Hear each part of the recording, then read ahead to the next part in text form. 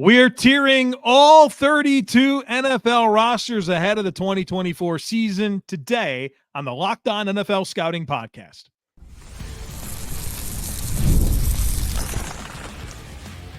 You are Locked On NFL Scouting with the Draft Dudes, your daily podcast for NFL and college football scouting.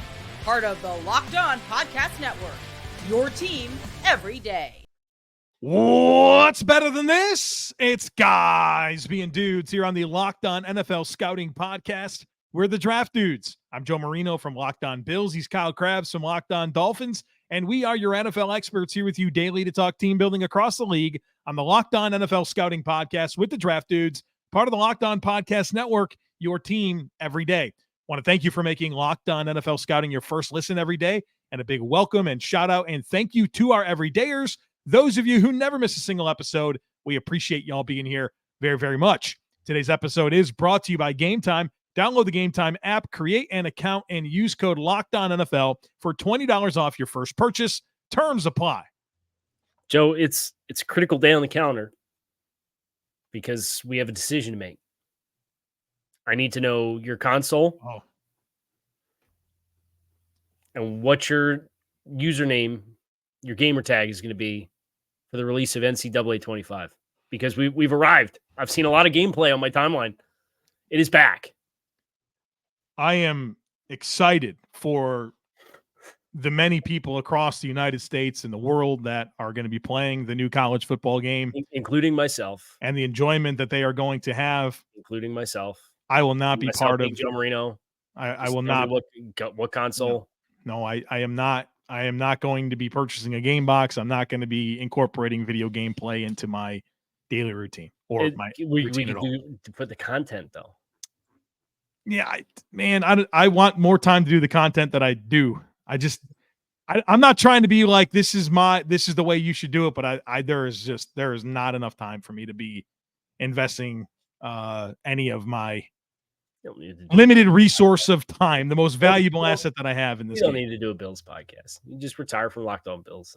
Right. Yeah, that's what I'll do. I think that's retire from Locked On Bills, and I'll have all the time I need to play NCAA 25. Yeah. I mean, I enjoyed it. I'm excited for those that are excited. It's just not going to be for me. Not right now. Maybe in 20 years. I don't know, man. We'll see. Yeah, we'll see. See.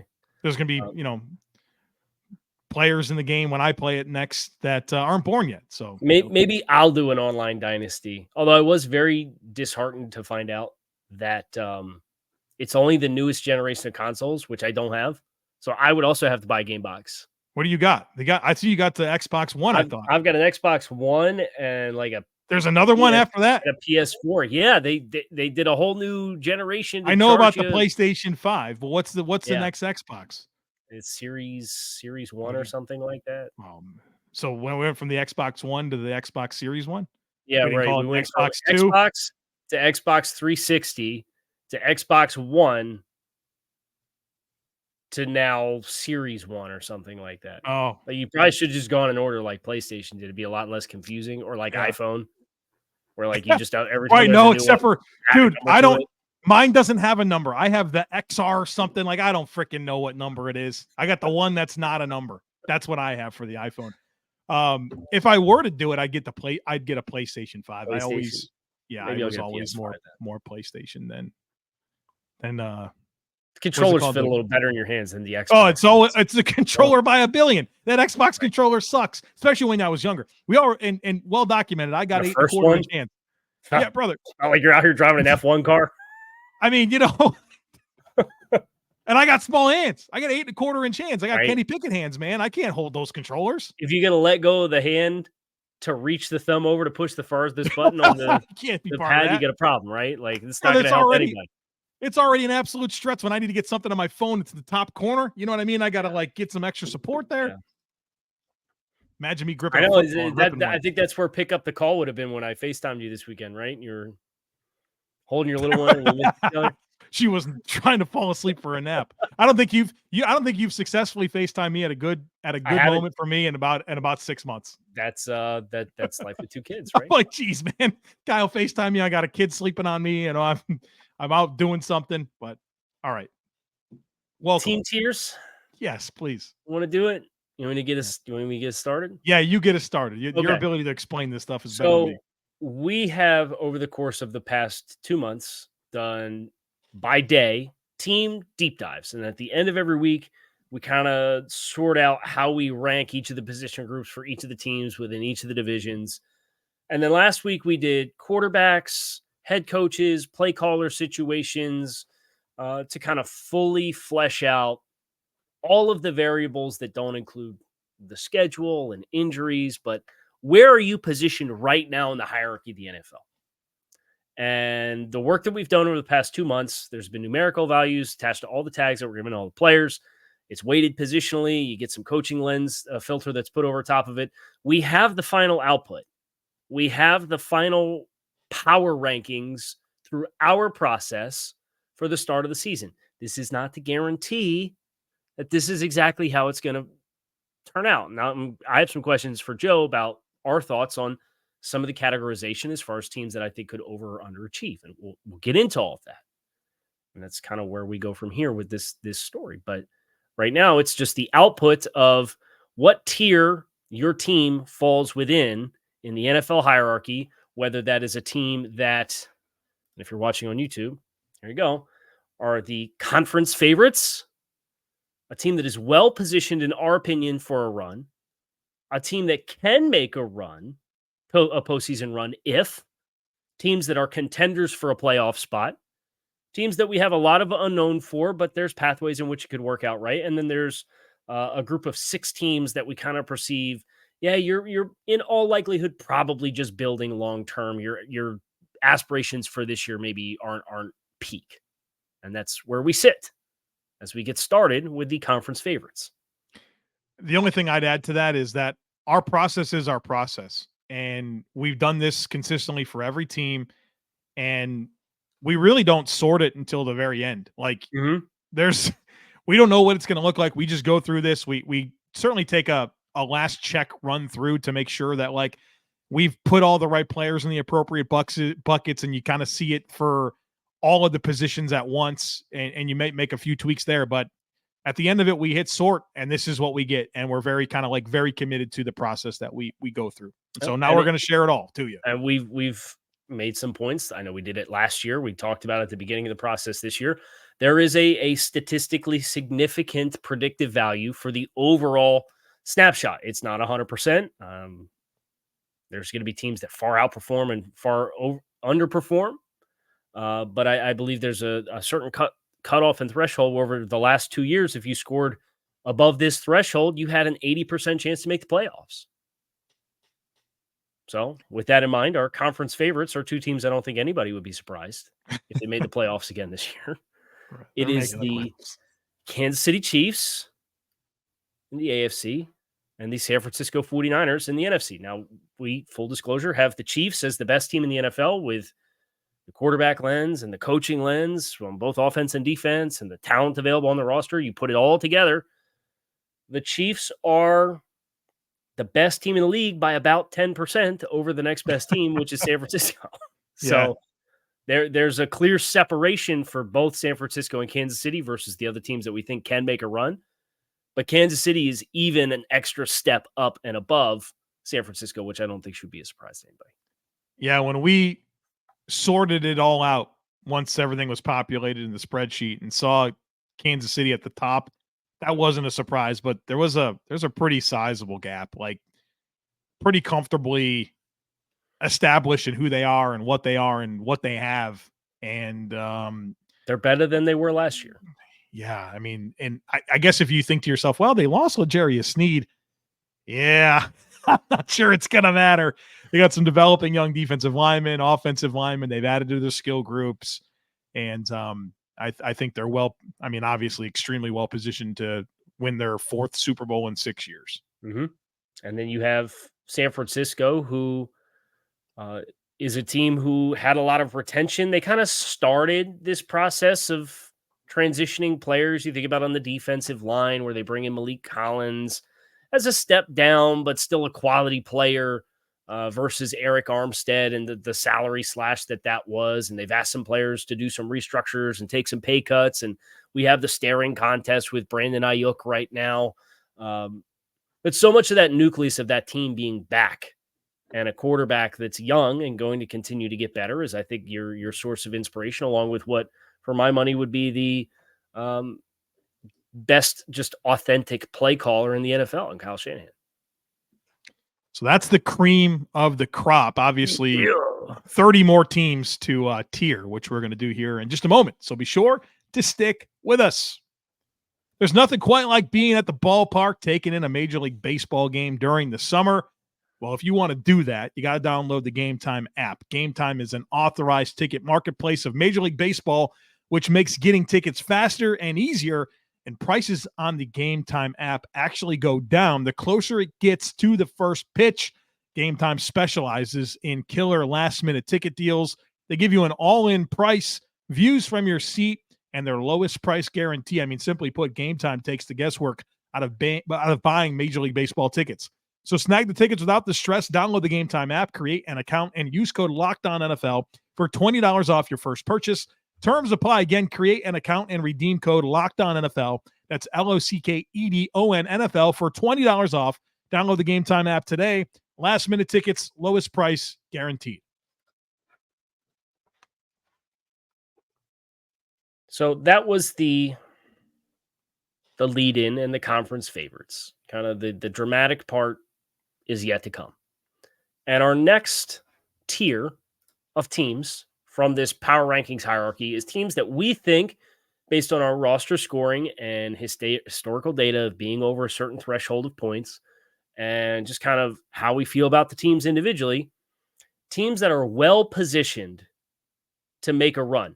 This is not balanced for conferences. This is what your point total is, and there's a cutoff. And if you're above the cutoff, you go into the conference favorites. And if you're in between the first cutoff and the second cutoff, you go into well-positioned for a run. I say that because you're going to see more AFC teams than NFC teams. And I got criticized 2 weeks ago on Locked On Dolphins for using irony wrong, but I think the irony of that situation, I think that's the proper application of the word irony, is if there's less competition in the NFC, even if you score lower, that means statistically you probably have a better chance to actually make a run. So don't look at it through that, okay, we're going to get 4 teams in each conference to get us to 10 total teams. It's not quite how it works. Go ahead. Yeah, we had no regard for the conference affiliation when we scored the rosters and all that. So just a hierarchy of the rosters with the coaching lens. Go ahead. You want me to just work through the teams? Give me a team. Give me any team. The Detroit Lions. Of course, conference team. Yeah, well, they are in this tier. Made it to the NFC Championship game last year. Had great opportunity to win that game. I think they've added to their defense, and I mean, nobody would blink an eye if Detroit was playing. Is it New Orleans? Is that where the Super Bowl is this year? Yeah, they could be down there this year for sure. Okay, I will go with the other conference championship game participant who also scored in the well-positioned for a run bucket. Baltimore did not score as well as they did last year. Obviously, that's to be expected with some of the personnel losses that they incurred, but the floor for this team with the coaching and with the defense being as good as it was, even with some of the coaching staff changes and the losses on that side of the ball, they still have the talent. And they have a lot of cornerstone talent. They have a lot of young ascending cornerstone talent. So that is for Baltimore what kind of helps keep them in this conversation. Obviously, Derrick Henry's infusion into the offense will give them a different layer.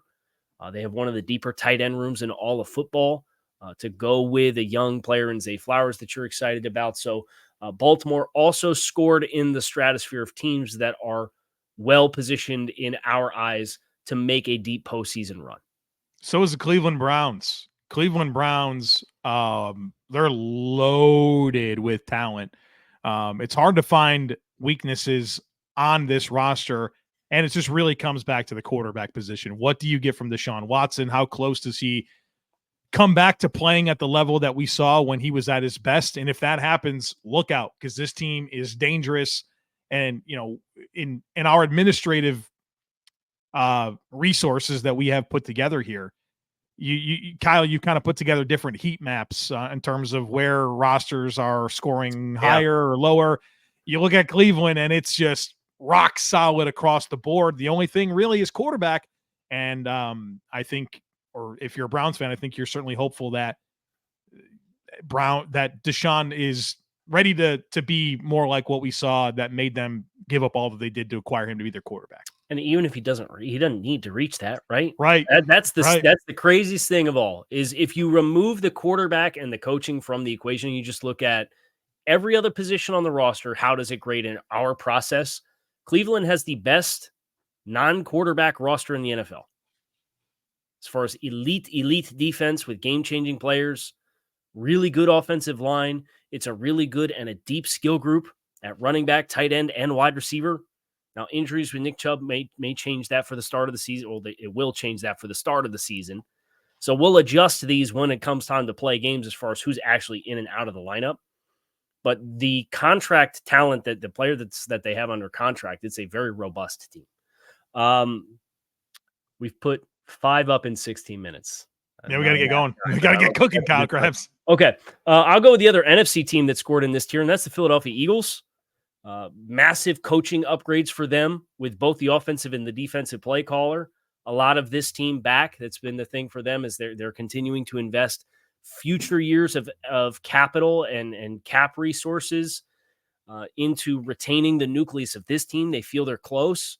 And then they add Saquon Barkley and they add a bunch of new talent in the secondary. Buffalo Bills, they're still here. They're still well positioned for a run. Yeah, we'll put them in here. With the Bills, obviously a premier quarterback in Josh Allen and a really steady roster. I think your questions come when it comes to the wide receiver position, their skill players in general. Although the young players there, Dalton Kincaid, James Cook, Khalil Shakir, those are the guys you're kind of looking for to emerge and become the go-to pieces of this offense. And then, of course, what are you going to get out of these safeties in Taylor Rapp and Mike Edwards and Cole Bishop as the committee that's replacing Jordan Poyer and Micah Hyde? But for all the transition that Buffalo has, still a roster that we view as one that's primed to go on a run once again. I was curious when we had 3 teams left, what order you were going to choose to reveal them in, with you revealing the third. We have 2 more teams in this bucket. I'll go with the Cincinnati Bengals, our third AFC North team. Joe Burrow obviously coming back. They're a team that's experienced some transition with their skill group, but their secondary and their defense, there's a lot of competition in those areas. You feel like bringing in Geno Stone and Von Bell to kind of shore up that sore spot for them after they incurred a big-time loss the previous year at safety, that you felt how much that hurt them last year. And the Dax Hill experiment didn't really manifest. So they went out, they signed a few players in free agency. Joe Burrow back for a full season. Here's hoping he can actually get a training camp under his belt for once. Has Joe Burrow ever participated in training camp in his NFL career? Just right. Because he's always had something, right? Like, so if you get Joe Burrow from the start of the season and he plays like the Joe Burrow he's capable of being, this is a team that through our scoring process has the pieces it needs if the breaks go the right way and they take care of their business in the division. The last team in this bucket is the Miami Dolphins. And Miami obviously has been one of the more consistent teams in terms of win totals over the last 4 years. I think that's kind of an underrated component of kind of the narratives that have come out of Miami and some of the transition that they've had of coaching staffs. They've won football games. Obviously, there's another step for them to take with, perhaps winning the division, winning the playoff game and ending that drought. But this is a team that from a talent perspective, it's hard to go up and down this roster and not feel like they've got a lot of really high impact playmakers on the offensive and defensive side of the football. I think it's important to note that we don't really account for injuries at all when it comes to this. So we're talking about Bradley Chubb and Jalen Phillips and Teron Armstead as guys that, they're graded as healthy players. And that's an important piece to remember within this. I think people might think, well, Robert Hunt's gone. Christian Wilkins is gone. But I think that they've done a good job of replacing those players, not necessarily with 1-for-1s, but using the cap dollars that they didn't spend for those players to balance out some other components of the roster. And I mean, Calais Campbell and Zach Seal are still a good defensive tackle combination outside, in addition to what they have on the edge. And then they did bring in Aaron Brewer to play center, and they've got a lot of competition at guard, and Isaiah Wynn is back. But, I mean, you got Jalen Ramsey and Jalen Waddle and Tyreek Hill. You got some big-time talent on this roster. What the skill positions, I think, really, really stand out, what they have offensively to go with Tua as the point man for this offense, and the scheme and the speed. And there's a lot of challenges they present. So Miami, absolutely in this conversation to be well-positioned for a run. So let's take the break and then come back. And I think for the rest of the tiers, we'll put all the teams in. Yeah. And then talk about the tier as a whole. We're doing that in just a moment, so be sure to stick with us. This show is sponsored by BetterHelp. Comparison is the thief of joy, and it's easy to envy other people's lives. It might look like they have it all together on their Instagram, but in reality, they probably don't. Therapy can help you find out what you need to focus on instead of what others have, so that you could start living your best life. Therapy is helpful for learning positive coping skills and how to set boundaries. It empowers you to be the best version of yourself. It's not just for people who have experienced major trauma. Stop comparing and start focusing with BetterHelp. Visit BetterHelp.com/LockedOn today to get 10% off your first month. That's BetterHelp, HELP.com/LockedOn. I would like the record to state, I believe in our ability to do this in 15 minutes. Yeah, we can do it. We've done more dramatic savings of the time cutoffs. So can make a run if. I think this is a group. It's a group of 5 teams. Why are you zooming in on the camera? Zoom back out. It is a group of teams that has a lot of contending names that you're going to recognize in it, but there's context around where they're short in the scoring process that I think will be good to talk about a little bit. So, Joe, give me the teams. I'll put them in the tier, and then we'll get reacclimated and reoriented. All right, in this bucket, we have the Green Bay Packers, the Houston Texans, the Dallas Cowboys, the New York Jets, and the Los Angeles Rams. All right. The team most likely out of this group to make a run, in your mind, is blank. Man, how do you differentiate between the Packers and Texans? I think those are the two teams that stand out, knocking on the door to be in the next tier. And it just comes down to Green Bay, young football team. They're both young football teams, and to me, it's just about how do they handle expectations. You're not sneaking up on anybody this year. You got bright young quarterbacks that are, a lot of teams are envying having Jordan Love and CJ Stroud. How do they adapt to this new vantage point? How do these teams perform on defense? I think in particular with the Packers and Jeff Hafley taking things over. Houston, do they have enough at corner to not let that be a problem for them? Transitioning at linebacker, there's a lot to like, but there's still a couple of things that you're kind of wondering about. Although I think both are knocking on the door, and I think both. If you told me that either the Packers or Texans played in the conference championship games, I would absolutely believe you. Right. I think there's elements of those teams that they should absolutely feel like they can make a run. And that's why if you're consuming this podcast, please listen to the words we say and don't just be so individually consumed by not having the Packers or the Texans on the second tier, right? I would say the Packers, for me, would be the team that is the most likely just because of the numbers. Above them, we have 3 NFC teams that could make them theoretically, even in the pecking order, the 4th team in the conference, or they are the 4th team in the conference from the way that we have it scored. And I could very easily, and we've said this a couple of times, see them edging Detroit to win that division. That division feels open. They had San Francisco on the ropes last year in the playoffs on the road. Yeah. So the Jets are the team that, with all the attention that they get and being in the New York market and Aaron Rodgers, all of their big time players that they didn't have on defense last year, all of their other players that are supposed to help push them through the top are players with severe durability questions.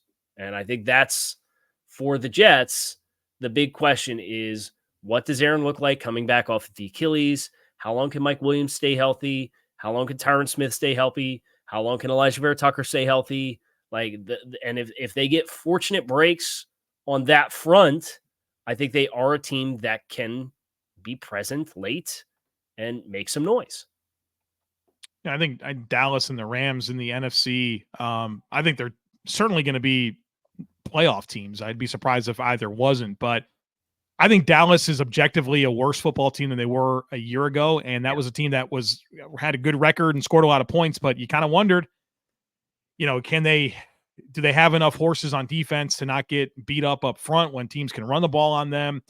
And there's obviously transition with Dan Quinn there. And I think their offensive line has a lot of question marks, even pass catchers outside of CeeDee Lamb. Like there's running back. There's a lot of question marks with Dallas.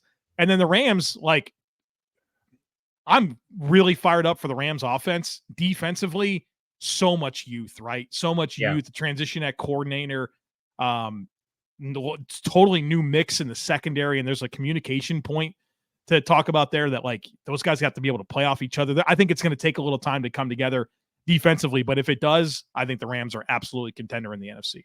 All right. So now the next tier down is teams that scored close enough to the first three tiers as our hierarchy that we could see them making a playoff run. Do you want to give me the names? Yeah, I will. Jacksonville Jaguars, Indianapolis Colts, Atlanta Falcons, Pittsburgh Steelers, Seattle Seahawks, LA Chargers, Minnesota Vikings. Most surprising team on this tier is blank. The most surprising team on this tier is maybe Jacksonville, as a team that is entering like their third season together. They just paid their quarterback. Mm-hmm. High pedigree GM and head coach. Had the playoff win in the division win in their first season, and then they start off 8-3. You feel like Jacksonville is here, then they fall apart. It's like, who are you, Jacksonville? And I guess with as much as they've spent and as much premium draft capital as they've had, you'd like to think that they should be a tier above. But I think their execution puts them as a middling team that could obviously go up, but we need to see it. I think the most surprising team on this tier is the Chargers for me. When you consider all of the new, they got some benefit of the doubt with Jim Harbaugh and his scoring as far as the hierarchy among the coaches. But this is a team that said goodbye to a lot of talent. They're a team in transition. Sometimes that's necessary to have a breakthrough. There's questions about the skill group with the Chargers and both the guys running the ball with this point of emphasis on running the ball, pass catchers, what that looks like. You say goodbye to Mike Williams and Keenan Allen the same offseason. That's a tough pill to swallow. The guys stepping in, is it Lad McConkey? Is it Quentin Johnston, who becomes the featured guy? So for them to score well enough to get into this tier was the biggest surprise for me as I look at it. You ready to get into a lot of unknowns? Yeah.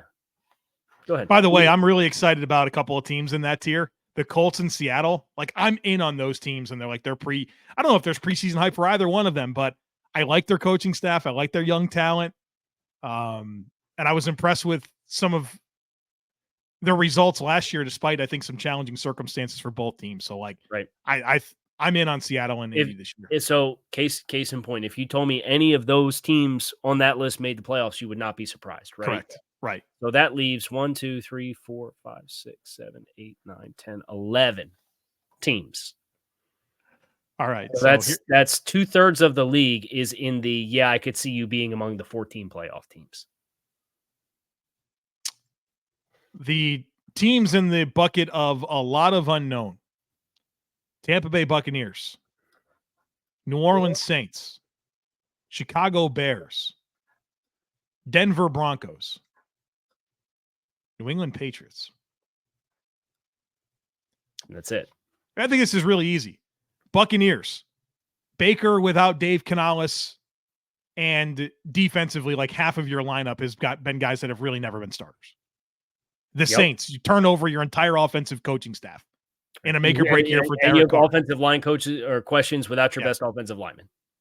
Chicago, this is easy. Caleb Williams, number 1 overall pick. what does he look like as a rookie? Can you play like a top 12 quarterback? Because if you Right. can, you're probably going to go up at least 2 tiers, right? Like, of course. Denver, another team that's rolling the dice with probably a rookie quarterback, in addition to some transition on the defensive side of the football. And New England, I think that New England's going to be awesome on defense. Who knows? Who knows how good that offense is? It'll take Question some marks time. all over the place. Yeah, but It'll take some time. A lot of young guys in the skill group, quarterback that's going to come in amidst that. I think their floor as a team prevents them from being in the bottom bucket of teams with the defense. With their floor of all the talent that they brought back and continuity of their coaching staff. But there is, I think, some downward mobility with that team because of the mystery of how much of the Belichick aura can you retain without Bill Belichick calling a defense. Yeah. But Judon and Gonzalez back on the field for that defense, that's no small deal for an already good team. Yep. Which makes the building long-term bucket. Kyle Crabbs, we're going to do this. Unbelievable. We got the Las Vegas Raiders, the Tennessee Titans, the Arizona Cardinals, the Carolina Panthers, the Washington Commanders, and the New York Football Giants. And man, oh man, am I having fun watching them on Hard Knocks right now. This offseason's the way to go. Oh, man. I don't know any team's ever going to be happy about doing it ever again because of the stuff that's being given, but holy cow. And like my wife and I, for a long time, we love to watch Hard Knocks together. She's not digging this as much, the off season, but boy, oh boy, I mean, I can't believe some of the conversations we get to listen to. And I don't know, it's almost in some ways kind of exactly the conversations that we have. Right. And then it's to see it happening at that level is so freaking cool. But it's obviously it's a nice affirmation of like especially us with how we do the show and the process that we try to undertake and the conversations that we try to have about the layers into the conversations that they're having and the decisions and how they work. And sure enough, it's all happening, right? I am completely stunned. The more that I've thought about it and the more that I've watched the Giants on Hard Knocks, that in a make or break season for everything in New York, they're leaning into Daniel Jones coming off of an ACL tear. Kyle Crabbs, what are we doing? $40 million a year. We got to. I think Drew Lock's a nice hedge. I do think Drew Lock's a nice hedge. Right. I have both of them on my dynasty fantasy team that nobody cares about. The team in this tier that's most likely to make some noise as we wrap up today's show. In the building long term, because there's no question, right? Like Raiders coming off of a year where you're in an interim head coach, but they spent money this offseason. The Tennessee Titans are coming into a first season with a new head coach. Rand Carthon picks his head coaching candidate, but they're spending money this offseason. The Cardinals have had this draft-oriented rebuild that they're entering into year 2 with. Carolina spent a lot of money this offseason to get the offensive line right around Bryce Young. The Washington Commanders spent a ton of money this offseason to bring in a bunch of new players for Dan Quinn. So very fascinating that these teams that scored in this stratosphere for us, most of them spent money this offseason. So which one do you think has that upward mobility? Kind of like the Raiders. Obviously different team when Antonio Pierce took over. I think they're going to be on defense. I mean, they were even able to frustrate Kansas City at times last year on defense. And they're better on defense right now. I think I see the vision offensively. I'm a little concerned about how it all comes together, but they were a team that I felt like after we got done with their episode and all the work that goes into it, I thought to myself, man, I don't think the Raiders are that bad. Give me the Titans. That's the grand science experiment, the chemistry experiment. And I could see it taking time to go right. But if it doesn't, and they find their stride after like the first month of the season with all the new players, I think their infusion of some of their talent that they've added to their ranks can be enough for that to be a team where, especially you look at the rest of the South, right? There's no teams in tier 1 or 2. And a bunch of those teams are in the 4th tier down.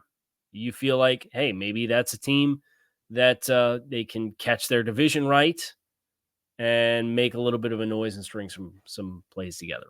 So that would be my pick out of that building long-term tier.